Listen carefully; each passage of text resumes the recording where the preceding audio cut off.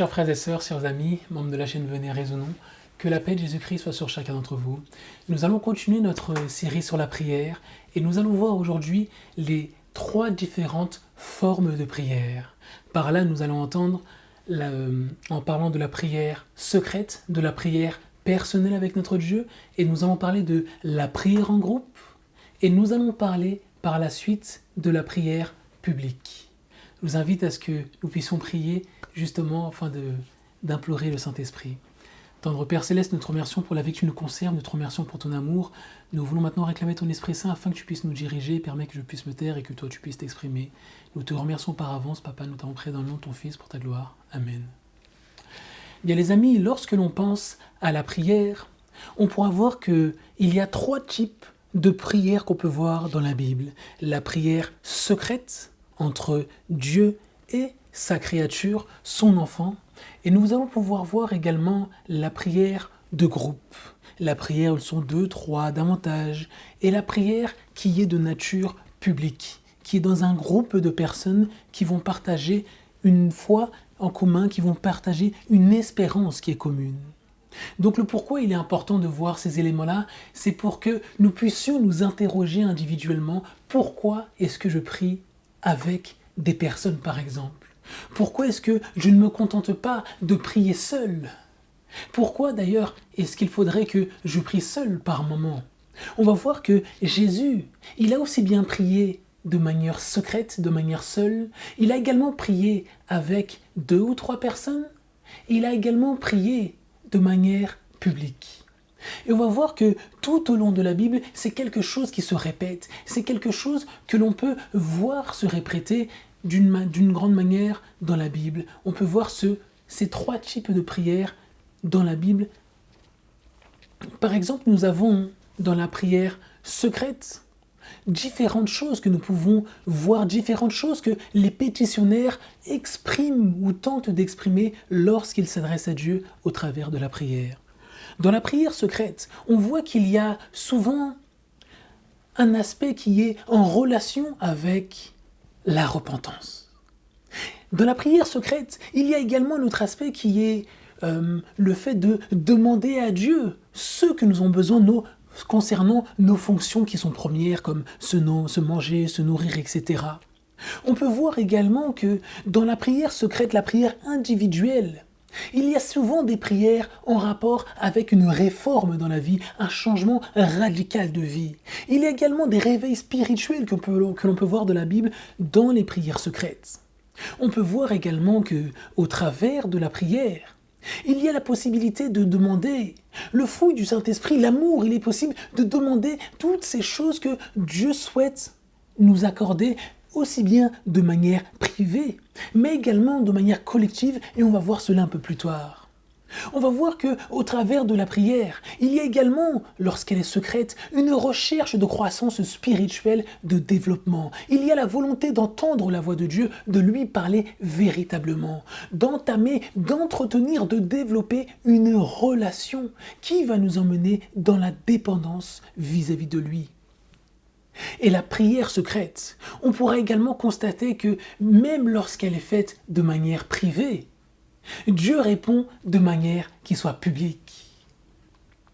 Donc les amis, lorsque on parle de dépendance, dans le monde dans lequel nous vivons aujourd'hui, dans notre société, si on parle de soumission, de dépendance, on va toujours nous présenter cela comme étant des idées dépassées, des choses qui ne devraient plus avoir leur place dans notre société. Mais est-ce que ce ne sont pas les choses que les parents demandent, exigent même de la part de leurs enfants? De la soumission, mais pas dans un aspect qui est négatif, dans le sens où le parent veut prendre soin de l'enfant, le parent veut l'emmener à se développer, à arriver à une certaine stature dans sa vie. Et pour cela, les parents savent que la discipline est une chose qui est nécessaire. Donc les parents demandent cela aux enfants. L'école demande cela également aux enfants, de la soumission vis-à-vis de l'autorité, des professeurs, des surveillants, etc. La société exige notre soumission également, puisque nous sommes soumis aux lois du pays dans lequel nous sommes. Je suis en France. Si je me balade dans la rue française, dans les rues du pays où je vis, je suis soumis à ces lois. Je suis soumis à ces lois en tant qu'habitant de ce pays. Donc pourquoi lorsque on parle de soumission dans le cadre de la relation avec Dieu, cela nous paraît comme étant une chose négative? C'est là où on se rend compte qu'il est nécessaire de changer la perception que nous avons de notre relation avec Dieu. Même lorsqu'il s'agit de soumission et de dépendance, on retrouve toujours ce même genre de débat. Ah, ce n'est pas forcément positif de parler de soumission, de parler de dépendance. Est-ce que l'enfant n'est pas dépendant de ses parents? Est-ce que un adulte n'est pas après, lorsqu'il travaille, dépendant de l'entreprise dans laquelle il est? Est-ce qu'il n'est pas dépendant pour un certain nombre de prestations du pays dans lequel il vit? Mais pourquoi lorsqu'il s'agit de Dieu, notre Créateur, cela semble être une chose problématique? C'est là où on se rend compte qu'il y a peut-être une mauvaise conception dans notre relation avec notre Dieu. Nous allons voir, pour continuer, ce que Jésus disait lui-même concernant la prière dans Matthieu 6 au verset 6. Jésus donne un conseil aux apôtres et nous allons voir davantage d'éléments concernant ce passage un peu plus tard. Mais toi, quand tu pries, entre dans ton cabinet et ayant fermé la porte, prie ton Père qui te voit dans ce lieu secret, et ton Père qui te voit, te récompensera publiquement. Donc ici, on nous dit que la prière, elle commence déjà d'une manière privée, d'une manière intime entre nous et notre Créateur. On nous montre ici clairement que lorsqu'il s'agit de la prière, de la relation que nous avons avec notre Créateur, cela commence dans un endroit qui est secret. Jésus, il met ici cette manière de prier en opposition totale avec le show, la prestation publique des hypocrites. Et d'ailleurs, quand on regarde, il ne s'agit que de membres d'église. Ici, il ne s'agit pas de personnes qui ne connaissent pas Jésus. Jésus met en opposition les personnes qui veulent faire une prestation, montrer qu'ils parlent bien, qu'ils savent s'exprimer, qu'ils connaissent des versets. Jésus veut mettre cela en opposition avec la relation personnelle que Dieu le Père souhaite développer avec nous. Jésus donne l'exemple de sa propre conduite. Regardez dans Luc 11, lorsque les disciples demandent à Jésus d'être enseigné, qu'est-ce qui s'est passé au préalable? Ils ont vu Jésus prier personnellement. Ils ont vu qu'il passait du temps seul à seul avec son Père. Et c'est véritablement la raison pour laquelle ils lui ont demandé « Enseigne-nous à prier ». Puisque sa vie constituait véritablement un témoignage concernant la prière. Et c'est un élément qui est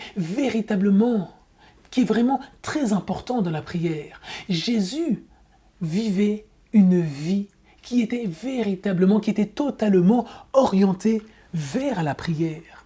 Ce n'était pas quelque chose qu'il enseignait, mais qu'il découvrait. C'était quelque chose qu'il expérimentait. Nous autres, même lorsqu'on enseigne, c'est des choses qu'on est encore en train d'expérimenter, qu'on est en train de développer, que l'on demande à Dieu de développer dans nos vies. Mais Jésus, c'était déjà une chose qui était comme une routine, pas une routine dans le sens négatif du terme, mais dans le sens où il avait déjà une relation. Il savait déjà que tous les jours, il y avait un moment qu'il passait au calme, en privé, avec son Père. Voyons encore un autre passage, Luc 18 au verset 1 à 8. Il leur proposa aussi une parabole pour faire voir qu'il faut toujours prier et ne se lasser point, disant: il y avait dans une ville un juge qui ne craignait point Dieu et qui ne respectait personne. Et dans la même ville, il y avait une veuve qui allait souvent le trouver et lui dire: fais-moi justice de ma partie adverse. Pendant longtemps, il n'en voulut rien faire. Mais après cela, il dit en lui-même: quoique je ne craigne point Dieu et que je ne respecte personne, néanmoins, parce que cette veuve me donne de la peine, je lui ferai justice de peur qu'elle ne vienne perpétuellement me rompre la tête. Et le Seigneur dit: écoutez ce que le juge inique. Et Dieu ne vengera-t-il point ses élus qui crient à lui jour et nuit? Quoiqu'ils diffèrent de sévérité pour l'amour d'eux, je vous dis que bientôt il les vengera. Mais quand le Fils de l'homme viendra, pensez-vous qu'il trouvera de la foi sur la terre? Rendez-vous compte. Ici, Jésus nous donne un exemple. Il nous donne un exemple d'une personne qui est dure. Une personne qu'on qualifierait aujourd'hui de sans cœur, d'un homme qui n'a égard de personne. Et lorsque cette dame vient la voir, pourquoi il va accéder à sa prière, à sa requête? Ce n'est pas par bonté, ce n'est pas parce que cette dame lui fait véritablement de la peine, les amis. Mais comme il dit, c'est parce qu'elle lui casse la tête. Elle me fatigue, elle me saoule, je n'en peux plus d'elle. Et juste pour être libéré d'elle, il est prêt à faire des concessions sur ce qu'il ne ferait jamais en temps normal. Mais Dieu veut montrer une chose. Il dit que même si un homme qui est méchant, si vous le harcelez, vous le fatiguez, il fera ce que vous lui demandez juste pour ne plus être embêté. Mais Dieu qui est dans le ciel, qui est amour, est-ce que vous ne pensez pas que lui, il a géré tout autrement? Jésus veut nous montrer quelque chose encore ici. Il veut nous montrer par sa conduite, par la relation qu'il a avec son Père, que son Père ne va pas agir comme les hommes, qui peuvent être fatigués lorsqu'on les accable, lorsqu'on les appelle, qu'on les relance sans cesse. Jésus, il dit au contraire que si un homme, parce que vous le fatiguez, il va répondre, imaginez mon Père qui est amour, qui est la définition même de cela. Imaginez comment est-ce que lui va se comporter vis-à-vis de vous.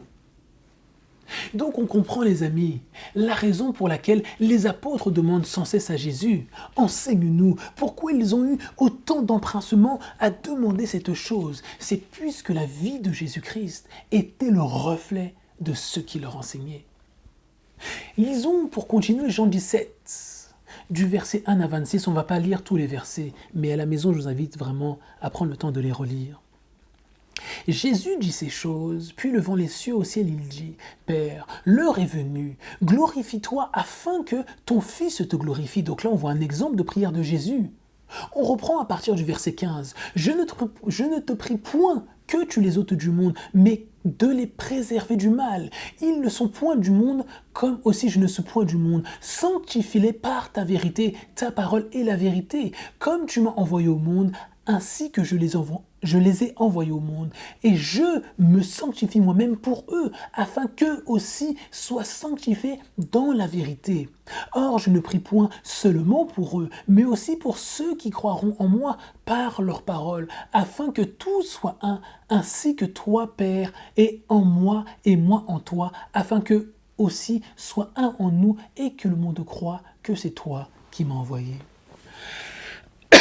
Pardon. Donc on voit Jésus, il nous donne encore un modèle de prière. Un modèle de prière dans l'intimité avec son Père. Il nous montre comment est-ce qu'il vit la relation avec son Père. Regardez comment il s'adresse à son Père. Il ne dit pas « Oh Dieu qui est dans le ciel ». Non, il sait qu'il est Dieu et qu'il est dans le ciel, mais il sait qu'il est également son Père.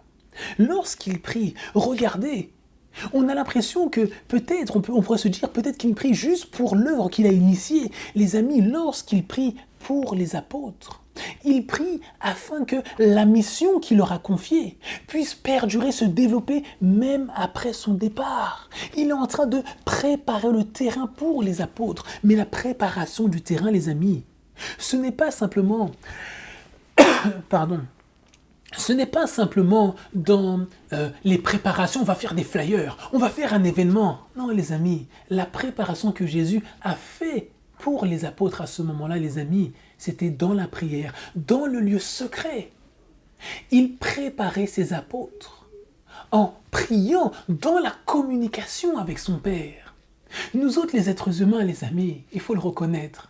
Lorsque on veut faire un événement, souvent, les gens vont parler de croisade. Bon, c'est un mot qui n'a pas de sens pour parler de campagne d'évangélisation, puisque c'est supposé être un mode de vie, c'est supposé être une manière de vivre pour les chrétiens. Mais bon, lorsque les chrétiens, on va se dire, bon, il est temps d'aller auprès de mes voisins, par exemple, pour les rencontrer.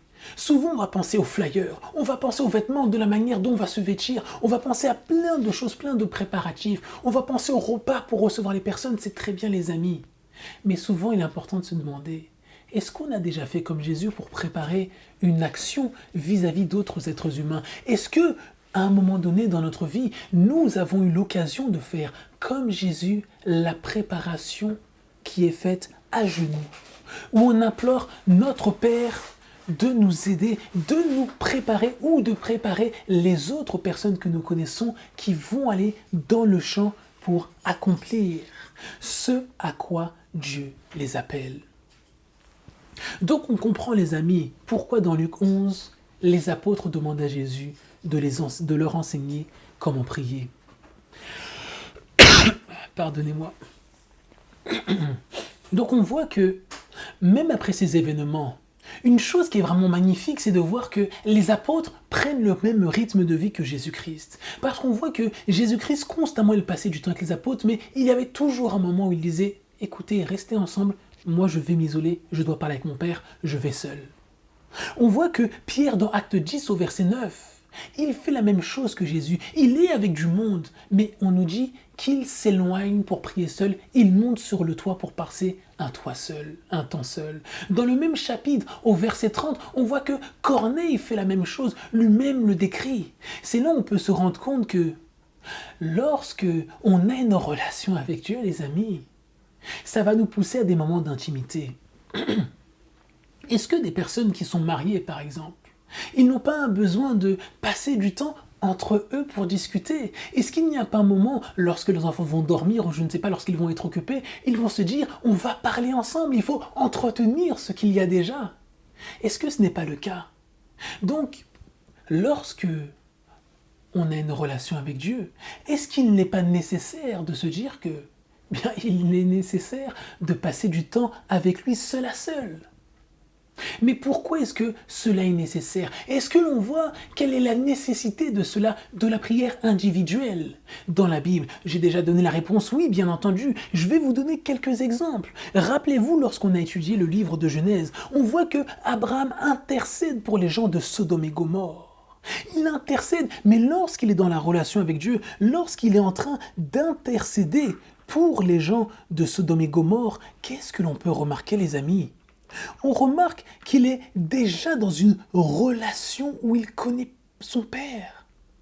Il le connaît déjà, il lui parle comme à un intime, comme à quelqu'un avec qui il a déjà passé du temps la veille, comme une personne avec qui ce n'est pas une nouvelle chose de passer du temps avec lui. Il sait véritablement que lorsqu'il s'adresse à son Père, ils sont dans un échange. Ce n'est pas une histoire où il y a une interruption, puis ils ne discutent plus, etc. Non, non, c'est quelque chose qui est continu. Puisque pour pouvoir parler de la sorte à Dieu, pour pouvoir être en mesure de lui dire ces choses-là, c'est qu'ils se connaissent déjà intimement l'un et l'autre. Donc vous pouvez voir cette histoire dans Genèse 19. La destruction de Sodome et Gomorrhe, et 18 également qui est intéressant. Donc lorsqu'on regarde cette histoire, on se rend compte que, bien qu'il y ait une difficulté, est-ce que Abraham a dit Lot, il faut qu'on intercède? Non. Il savait que Lot était déjà bien imprégné de Sodome et Gomorrhe. Il savait que ce travail, c'était lui qui devait le faire. C'était lui qui devait se tenir à la brèche pour intercéder pour ces personnes-là. Après, bien entendu, Dieu prend en compte le choix de toutes ces personnes. Mais Abraham s'est tenu là, les amis, ferme pour que toutes ces personnes puissent rencontrer le Dieu qui l'a envoyé. Regardez encore un autre exemple dans Genèse 32, du verset 24 à 30. Lorsque Jacob, on nous dit qu'il va lutter avec l'ange de l'Éternel, qu'il va lutter, qu'il va l'empêcher de partir. Rappelez-vous cette histoire. Je vais lire à partir du verset 28. Il lui dit, « Laisse-moi car l'aube du jour est levée. » Mais il dit, « Je ne te laisserai point que tu m'aies béni. » Et cet homme lui dit, « Quel est ton nom ?» Il répondit, « Jacob. » Alors il dit, « Ton nom ne sera plus Jacob, mais Israël, car tu as été le maître en luttant avec Dieu et avec les hommes, et tu as été le plus fort. » Et Jacob demanda, disant, je te prie, déclare-moi ton nom. Et il lui répondit, pourquoi demandes-tu mon nom? Et il le bénit là, et Jacob nomma le lieu Péniel, car il dit, car j'ai, dit-il, vu Dieu face à face, et mon âme a été délivrée. C'est un passage très intéressant. Ici, on nous dit qu'il a vu Dieu. Il a lutté avec Dieu. Mais est-ce que, comme on le voit dans certaines images, il a pu lutter avec Dieu comme on fait de la lutte, comme on fait de la bagarre, comme on fait du... Est-ce que c'est possible? Dans le livre de Daniel, on voit que lorsque l'ange Gabriel arrive, il tombe comme mort, il ne peut même pas tenir. Donc comment est-ce qu'un terrien peut se battre avec un être divin? Ce n'est pas possible, les amis. Lorsque cela arrive, on parle ici d'une lutte qui est de nature spirituelle. On nous parle ici de Jacob qui ne veut pas laisser partir l'ange de l'Éternel tant qu'il ne l'est pas béni. Je ne vais pas revenir encore sur l'identité de l'ange de l'Éternel, mais remarquez, il a nécessité d'avoir de la persévérance toute la nuit jusqu'au matin. Jusqu'au matin, afin que ce qu'il demandait soit exaucé. Regardez ce qu'il dit lui-même. Lisons ensemble. Jacob dit, mon âme a été délivrée. Donc regardez, il nous dit qu'il a été béni. Il dit que son âme a été délivrée. Si c'était une bagarre physique, est-ce que le fait qu'il ait donné des coups, qu'il ait reçu des coups, ce soit quelque chose qui puisse délivrer son âme, qui puisse se dire « Ah, j'ai fait une bonne bagarre aujourd'hui ». Non, les amis, ici, quand il parle de son âme qui est délivrée, on nous parle du fait qu'il a été béni et on voit qu'on a changé son nom. Quel est le lien entre tous ces éléments? Le nom, c'est par rapport au fait qu'il avait donné une fausse identité à son père terrestre. Ici, il donne sa véritable identité. Donc, il montre qu'il se repent véritablement d'avoir menti à son père. Mais une fois qu'il redéclare... qu'il reconnaît sa véritable identité, on voit que son nom est changé. Il ne s'appellera plus Jacob, mais il s'appellera Israël. Et son nom va devenir celui d'une grande nation, celui d'une famille, les amis. D'une famille auquel, spirituellement parlant, nous faisons partie aujourd'hui. Donc rendez-vous compte, lorsque Jacob rencontre cette personne durant la nuit, et qu'il lutte toute la nuit avec lui, les amis, est-ce qu'il ne s'agit pas ici, nous l'avons déjà vu, d'une lutte qui est spirituelle? Est-ce qu'il ne s'agit pas ici d'une lutte dans laquelle il a dû converser, il a dû échanger, jusqu'à ce que ce qu'il demande soit exaucé? Regardons encore l'exemple de David. Vous savez, j'aime beaucoup le personnage de David. Lorsqu'on regarde cette histoire, dans 2 Samuel 7, du verset 18 à 29, on voit que David va s'adresser à Dieu. Et on voit encore la même chose qu'avec Abraham. On ne va pas rentrer dans les détails cette fois-ci. Lorsqu'il s'adresse à Dieu, qu'est-ce que l'on peut voir, les amis? 2 Samuel 7, du verset 18 à 29, on ne va pas le lire ensemble. Lorsqu'il s'adresse à Dieu, on voit qu'ils sont dans une relation. On voit que ce n'est pas une personne qu'il découvre. Il connaît déjà la personne à qui il s'adresse et celui à qui il s'adresse le connaît également parfaitement. C'est là où on se rend compte que dans le cadre de la prière, les amis, est-ce que la connaissance de la personne à qui on s'adresse n'est pas essentielle? Si on veut passer du temps à parler avec une personne, lorsqu'on passe du temps avec une personne, c'est puisque on veut connaître cette personne. Mais au bout d'un moment, lorsque la relation est bien établie, les choses se sont développées, les 2 personnes se connaissent. Est-ce que la conversation n'est pas plus fluide? Est-ce que les intérêts communs de l'un et de l'autre ne vont pas se révéler? Est-ce que celui qui est plus grand ou pas dans le sens de supériorité, lorsqu'il s'agit des hommes, mais lorsque une personne est plus avancée sur un sujet plutôt que l'autre, que son ami avec qui il parle, est-ce que cette personne ne va pas amener cet ami jusqu'à son niveau? Est-ce qu'il ne va pas le tirer jusqu'à lui? C'est ce que fait Dieu, les amis. Lorsqu'on va s'adresser avec lui, la relation se développe. Non seulement la relation se développe, mais on commence à développer des choses avec lui. On commence à développer des choses communes. Et lui, qui est notre Père, les amis, il va commencer à déteindre sur nous. Il va commencer à nous tirer au fur et à mesure jusqu'à lui. Et bien entendu, c'est une démarche, c'est un processus qui est infini et qui continuera jusque dans l'éternité. Donc regardez, on peut retrouver un très grand nombre d'exemples dans la Bible concernant ce type de relation. 1 Roi 8, du verset 22 à 61, Salomon. On voit la même chose que son père. Il connaissait celui à qui il s'adressait. Il avait une véritable relation avec lui. Et c'est quelque chose qui est impressionnant. Revenons sur Matthieu 6, dont nous avons lu quelques passages tout à l'heure. Et ça va introduire le prochain point. Lorsqu'on lit Matthieu 6, du verset 1 à 8, regardez comment Jésus veut faire le lien entre l'aumône qui est donnée. Donc l'argent, la chose que l'on va donner aux pauvres, aux nécessiteux. Il nous dit ici que il ne faut pas se mettre en avant lorsque on donne une aumône. Et il fait un lien clair avec le fait de ne pas se mettre également publiquement en avant lorsque l'on prie à Dieu. Il est en train de nous montrer ici que de la même manière que nous devons être humbles, nous devons rester concentrés sur l'action que nous faisons.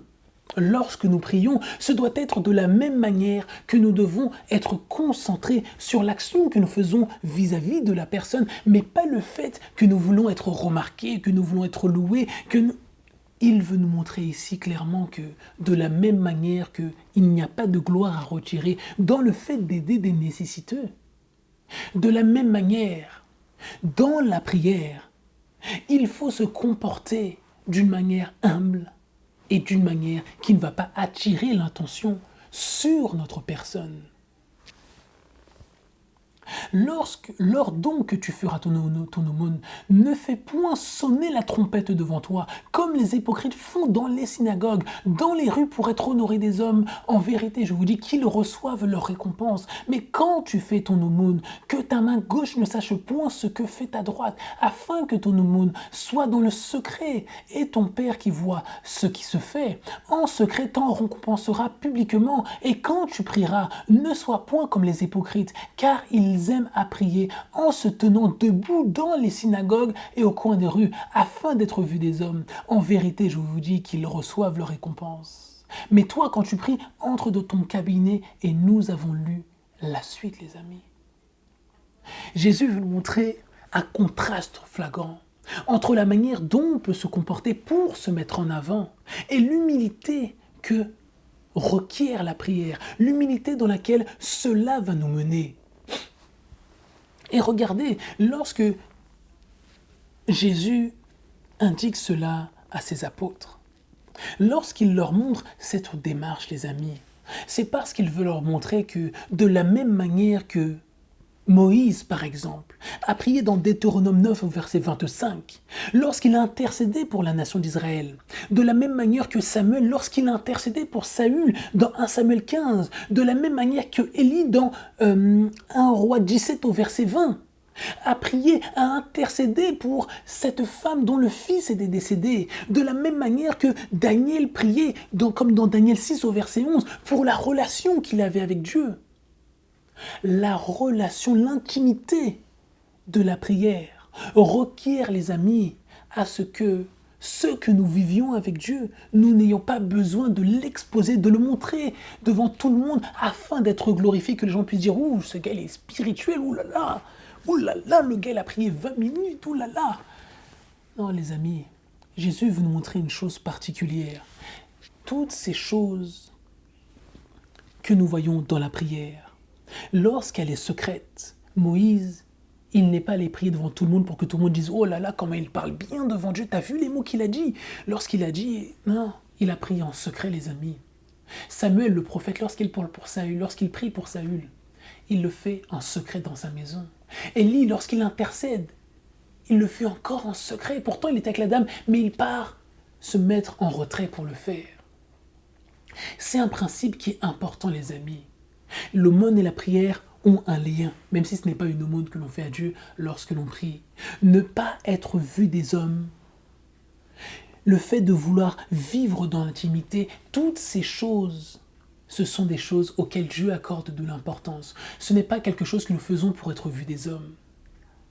Puisqu'on voit que Jésus, même lorsqu'il était dans la popularité, parce qu'il a eu une période de popularité, les amis, comme on peut le voir dans Luc 5, du verset 15 à 16, on voit qu'il se met en retrait pour prier seul. Dans Matthieu 26, au verset 36, on voit qu'il est dans l'impopularité. Cette fois-ci, là, il va prier. Et à ce moment-là, il demande à 2 de ses amis de prier avec lui. On peut voir cela au verset 36 de Matthieu 26. On voit qu'il appelle ses disciples, qu'il les appelle afin qu'ils puissent prier avec lui. Et c'est là où on va pouvoir aller sur la prière de groupe. Matthieu 26, du verset 37 à 39. Et il prie avec lui Pierre et les 2 fils de Zébédée. Et il commença à être attristé et fort angoissé. Alors il leur dit, « Mon âme est de toutes parts saisie de tristesse jusqu'à la mort. Demeurez ici et veillez avec moi. » Puis il s'en alla un peu plus avant, il se prosterna le visage contre terre, priant. Donc regardez ici, Jésus ici est dans la souffrance, il dit que son âme est triste jusque la mort. Pourtant Jésus nous a dit de ne pas redouter ce qui va détruire le corps. Donc là Jésus ne s'inquiète pas du fait qu'on va le tabasser, qu'on va le crucifier, qu'il va mourir d'une mort physique, non. Ce dont ici Jésus se soucie, les amis, c'est de ce qui peut tuer l'âme. Parce que Jésus nous dit que c'est la seule chose qu'il faut redouter, c'est ce qui détruit l'âme, le péché. Donc Jésus ici est en souffrance. Jésus est en lutte. Et qu'est-ce qu'il se passe dans cette prière de groupe? Il appelle plusieurs personnes, il appelle quelques-uns de ses apôtres. Il n'a pas dit aux 12, venez prier avec moi, non. Il a dit, j'en appelle quelques-uns. Je sais, peut-être qu'on est sur la même longueur d'onde, peut-être qu'on a passé un temps qui leur permettra de comprendre ce que je vis, ou peut-être même que ce qu'ils vont vivre avec moi aujourd'hui leur permettra d'aider d'autres personnes lorsqu'ils en auront besoin. Puisque lorsqu'on parle de la prière de groupe, on va voir qu'il y a un principe de responsabilité les uns des autres. On va voir qu'il y a une recherche, commune d'une même chose, les amis. Il y a une recherche également de fraternité et d'amour. Il y a une recherche également souvent de repentance commune, d'une repentance de groupe. Il y a également ce qui se passe également, on peut voir qu'il y a un phénomène de croissance. On voit que le leadership se développe. Puisque Pierre, qui a vécu tout ça avec Jésus, qui lui-même n'a pas pu rester éveillé, par la suite on voit qu'il fait la même chose. Il va prier seul, mais on voit que toutes les personnes que les apôtres ont formées également, comme on le voit avec Corneille, comme on l'a vu tout à l'heure, ils se mettent à prier non seulement seuls, mais également en groupe, les amis. On voit qu'il y a également le fait de chercher à réparer les brèches, le fait de soutenir une personne qui est dans une difficulté, quelle qu'elle soit. Lorsqu'on est dans la prière de groupe, les amis, il y a également la volonté de partager, de partager l'intimité avec les frères. Puisque qu'est-ce que Jésus a fait, les amis? Lorsqu'il priait avec eux, il leur a dit clairement, mon âme est triste jusqu'à la mort, les amis, je suis accablé de toutes parts. Jésus leur a dit clairement, voici le problème que j'ai dans ma vie. Quand on prie avec plusieurs personnes, est-ce qu'on ne leur dit pas, mon ami, je souffre avec telle chose dans ma vie, je souffre avec la pornographie, je souffre avec l'alcool, je souffre avec le vol, etc. Est-ce que lorsqu'on prie avec une personne, on ne recherche pas un soutien? Est-ce qu'on ne demande pas à la personne, intercède pour moi? Moi, je n'y arrive pas actuellement. Demande à Dieu quelque chose pour moi. Non pas que Dieu va dire, ah, parce que cette personne qui est très spirituelle a prié, je veux le faire. Non, les amis. Mais c'est Dieu qui veut développer quelque chose en nous. Il veut développer ces sentiments qui étaient en Jésus-Christ au-dedans de nous. Le fait de se soucier de nos frères. Le fait d'être prêt de nous tenir, les amis, face à la brèche pour que nos amis, nos proches, ou même ceux qui ont besoin de nos ennemis, puissent rencontrer celui que nous invoquons. Regardez au verset 40 et 41. Jésus qui demande à son Père, à Pierre, est-il possible que vous n'ayez pas pu veiller 1 heure avec moi? Veillez et priez que vous n'entriez point en tentation, car l'esprit est prompt, mais la chair est faible. Donc Jésus leur dit, il faut prier les amis, c'est nécessaire. J'ai besoin que vous le fassiez. Mais non seulement priez pour ce moment, mais surtout priez pour que vous n'entriez pas dans la tentation. Versets 42 à 43.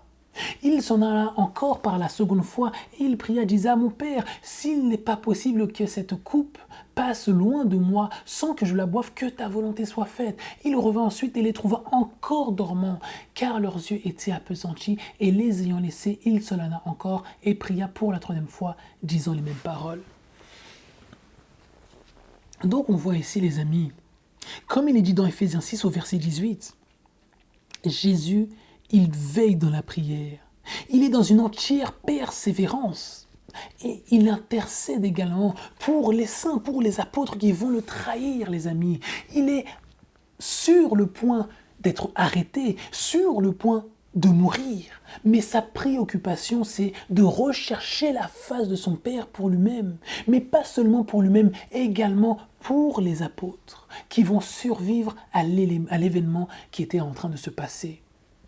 Tout le monde, en tout cas la majorité, pardonnez-moi, vont pouvoir me dire, oui, dans Matthieu 18, on va nous dire que là où 2 ou 3 sont assemblés en mon nom, je suis au milieu de vous, au milieu d'eux. Mais rappelons-nous du cadre dans lequel cette parole est prononcée. Dans Matthieu 18, on nous dit, oui, c'est important, si 2 ou 3 s'assemblent au nom de Dieu, Dieu est au milieu d'eux, la prière, etc.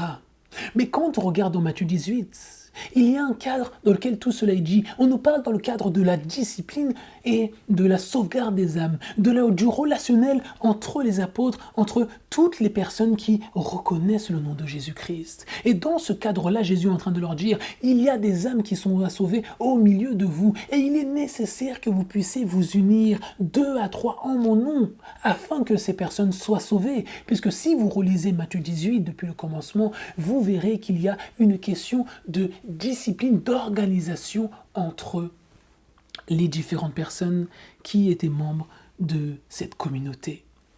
Lisons maintenant Matthieu 6 au verset 5.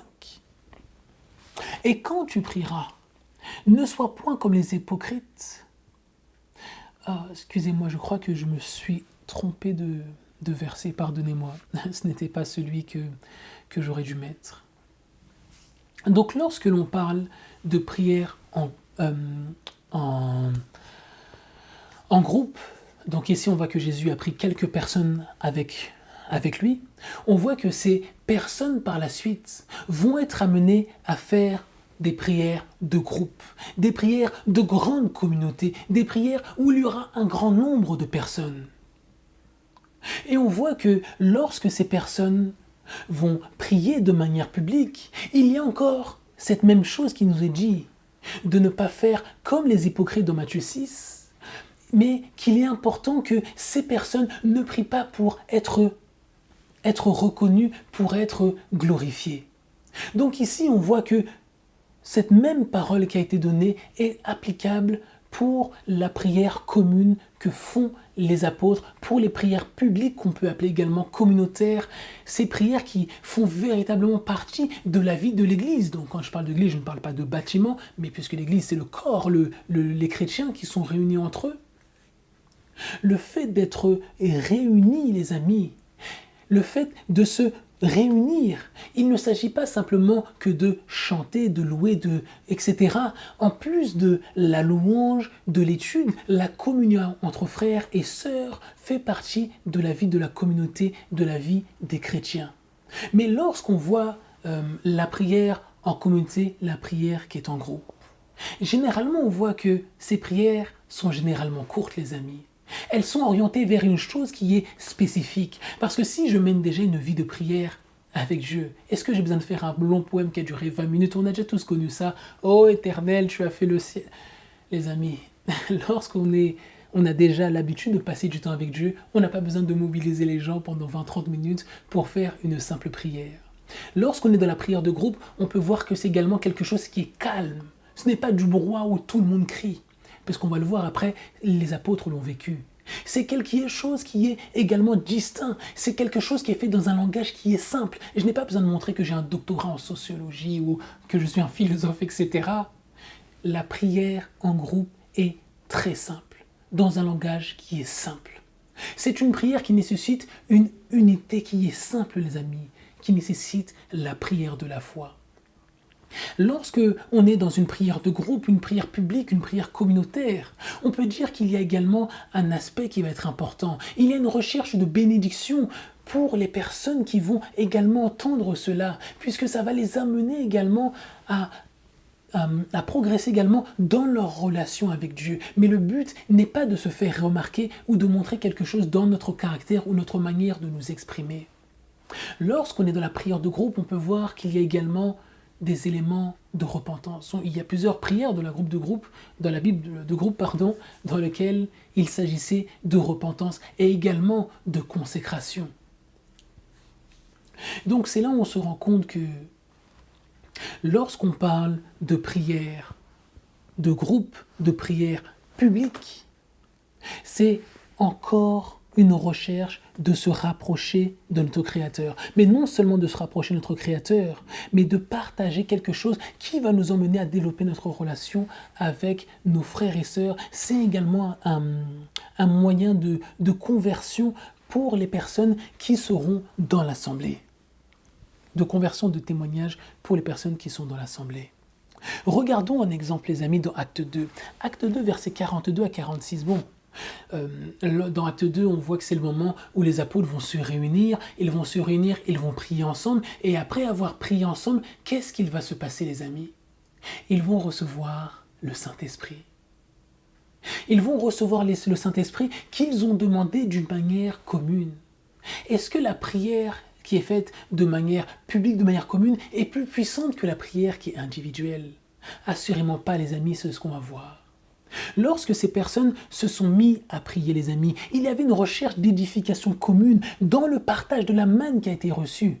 Le même Saint-Esprit qui a été reçu au sein de certains membres du groupe devait être reçu d'une manière pleine au sein du corps que constitue ce groupe. Versets 42 et 46. Et ils persévéraient tous en la doctrine des apôtres, et en la communion et la fraction du pain et dans la prière. Et tous les jours, ils persévéraient tous d'un commun accord dans le temple et rompant le pain de maison en maison, ils prenaient leur repas avec joie, avec simplicité de cœur. Donc regardez ici ce qu'on nous indique. La prière commune, au même titre, de toute façon, forcément que la prière individuelle, ce n'était pas une chose ponctuelle, mais on voit que c'était quelque chose qui était commun dans leur vie, quelque chose qui se produisait d'une manière constante. Si on regarde dans Jacques 4, on voit qu'ils insistent beaucoup sur la fraternité, le partage, la progression dans la foi, les amis. Lorsque toutes ces personnes vivent cela, est-ce que l'objectif n'est pas de développer la fraternité aussi, comme lorsque les Hébreux étaient dans le désert avec Moïse? Dans la Bible, on nous invite à ne laisser personne dans la solitude, les amis. On nous invite à ne laisser personne être écrasé par les fardeaux de la vie, car les autres sont appelés à le soutenir. Psaume 145 au verset 18, « L'Éternel est près de tous ceux qui l'invoquent, de tous ceux, dis-je, qui l'invoquent en vérité. » Donc on voit qu'on nous donne déjà des éléments qui sont intéressants pour comprendre cette histoire de la prière, les amis. Lisons Jean 14, 1 Jean 3, du verset 21 à 22. « Mais bien-aimés, si notre cœur ne nous condamne point, nous avons assurance envers Dieu, et quoi que nous demandions, nous le recevrons de lui parce que nous gardons ses commandements et que nous faisons les choses qui lui sont agréables. » Donc ici, on nous parle du fait que dans la prière que je vais vivre, il peut y avoir des obstacles. Il peut y avoir des choses qui vont me ralentir, qui vont nous empêcher d'arriver à l'objectif qui est donné. Parce qu'ici, on nous parle du fait d'expérimenter l'obéissance comme étant un standard. Mais l'obéissance, les amis, elle vient de l'amour. Parce que si je suis membre d'un groupe, tout ce groupe, les amis, pour être un corps, pour être le corps du Christ, il est nécessaire qu'il soit véritablement dans l'obéissance. Mais pour être dans l'obéissance, les amis, il faut que cela devienne un mode de vie, un standard. Mais cette obéissance que nous dit la Bible, elle vient par l'amour. Jean 14 au verset 21. Celui qui a mes commandements et qui les garde, c'est celui qui m'aime. Et celui qui m'aime sera aimé de mon Père. Je l'aimerai et je me manifesterai. Donc, premier point, on voit l'obéissance est quelque chose d'important. L'obéissance est un élément qui est véritablement capital. On nous dit que l'obéissance, le fait de garder les commandements de Dieu, cela va nous aider dans la prière. Parce que si je suis dans l'obéissance, les amis, tout ce que je veux demander sera en rapport avec ce que mon Père demande. Si un enfant est dans l'obéissance, ce qu'il cherchera à pratiquer dans sa vie sera en rapport avec ce que ses parents lui demandent. Mais il est important de voir que cet amour, les amis, il est mis dans notre cœur par le Saint-Esprit. Or, l'espérance ne confond point, parce que l'amour de Dieu est répandu dans nos cœurs par le Saint-Esprit qui nous a été donné et qui le donne, c'est Jésus-Christ. Romains 5 au verset 5. Et regardez, on nous dit que le fruit de l'esprit, c'est l'amour. Et cet amour va générer les autres grâces, les amis. Donc regardez, on nous parle du fait que l'obéissance est nécessaire. Mais pour arriver à l'obéissance, il faut aimer Jésus. Jean 14, verset 21. Et pour avoir cet amour dans le cœur, c'est le Saint-Esprit qui le met dans notre cœur. Donc là, on peut commencer à comprendre le pourquoi les apôtres ont prié ensemble pour la réception du Saint-Esprit. Parce qu'ils savent que sans Saint-Esprit, il n'y aura pas d'amour au-dedans d'eux. Sans amour, il n'y a pas d'obéissance à celui qui est le propriétaire du corps. Donc à partir de ce moment-là, les amis, si le corps parvint à obéir, est-ce que les prières ne vont pas changer? Est-ce que les prières de ce groupe, de ce corps, ne sera pas en mesure de changer la vie de tout le monde? Est-ce que ces prières, les amis, ne vont pas les emmener à expérimenter quelque chose de particulier? Lisons ensemble, pour continuer, Philippiens 4 au verset 6, qui nous dit « Ne vous inquiétez de rien, mais en toute chose, présentez vos demandes à Dieu par des prières et des supplications avec des actions de grâce. » Donc ici, vous voyez, en plus de nous parler de l'obéissance, et forcément l'amour qui sera la première chose pour arriver à cette obéissance, on nous parle du fait que il est important de faire preuve de foi. Puisqu'on nous dit que dans la prière, on doit prier donc, on doit présenter à Dieu des prières et des supplications avec des actions de grâce. Mais qu'est-ce que les actions de grâce, les amis? Le fait de le remercier, de le louer. Mais si je le remercie en avance, je le loue alors que la chose n'est pas arrivée, qu'est-ce que je manifeste? Cela s'appelle la foi. Et qui sera celui qui met la foi dans ma vie, les amis, dans mon cœur? C'est Jésus-Christ, nous l'avons vu dernièrement. Lisons Hébreux 4 au verset 16. Allons donc avec assurance au trône de grâce, afin que nous obtenions miséricorde et que nous trouvions grâce pour être aidés dans le besoin. Donc ici, on nous dit clairement, vous voulez vivre cette chose, venez, présentez-vous devant le trône de grâce. Mais on a vu auparavant que ce soit seul, que ce soit en groupe, que ce soit de manière publique. Si nous nous présentons devant le trône de grâce, les amis, il faut nous présenter d'une manière qui soit convenable. Moi, je ne fais pas de politique. Mais si demain on m'invite pour rencontrer un président, peu importe le pays, les amis, je vais bien me présenter et je vais couper mes cheveux. Je vais m'habiller convenablement parce que je sais que je viens me présenter devant une personne qui n'est pas n'importe qui pour les gens du pays où je vis. Mais si je me présente devant Dieu qui est le créateur de l'univers, est-ce que je ne dois pas me présenter d'une manière particulière devant lui? Spirituellement d'abord, les amis. Je ne dis pas oui, il faut que mon vêtement... Non. Je parle d'abord spirituellement. Est-ce qu'il n'y a pas une préparation? Est-ce que je ne dois pas demander à Dieu de me préparer afin que, lorsque je me présente devant lui, je sois en cohérence, que je sois en harmonie avec lui? Pourquoi toutes ces choses sont aussi importantes, les amis? On a commencé à parler de la prière de groupe. Regardons ce que la Bible nous dit sur l'importance du corps qu'est l'Église du Christ. 1 Corinthiens 12, du verset 12 à 14. « Car comme le corps n'est qu'un, et Et cependant, il y a plusieurs membres. Mais tous les membres de ce corps, qui n'est qu'un, quoi qu'il soit plusieurs, ne sont qu'un corps, il en est même de Christ. Car nous avons été baptisés d'un même esprit pour être un même corps. Soit juif, soit grec, soit esclave, soit libre, nous avons tous, dis-je, été abreuvés d'un même esprit, car aussi le corps n'est pas un seul membre, mais plusieurs. Donc regardez ici ce qu'on nous dit. On nous dit que il y a un corps. Et en tant que chrétiens, nous sommes supposés faire un corps, mais le corps doit fonctionner d'un seul sens, les amis. Il doit fonctionner avec une certaine harmonie, avec un objectif qui est commun. C'est pour ça qu'il n'est possible de faire corps que dans la vérité. C'est pour ça qu'on ne peut pas s'unir, dire, oh, non, les amis. Pour faire un seul corps, il est nécessaire que la vérité soit au sein du corps. C'est pour ça que le communisme, en tant que chrétien, n'est pas une chose acceptable, puisque la vérité n'y est pas. Donc il ne s'agit pas du corps du Christ lorsqu'on parle de ces choses-là. Donc, quand on regarde, même lorsqu'on parle de Matthieu 18, on peut comprendre plus aisément pourquoi la prière entre 2 et 3 personnes, puis après on présente devant tout un groupe. C'est parce qu'ici, il s'agit de sauver des âmes, les amis. Il s'agit de sauver une partie du corps qui peut être malade ou défaillante, les amis.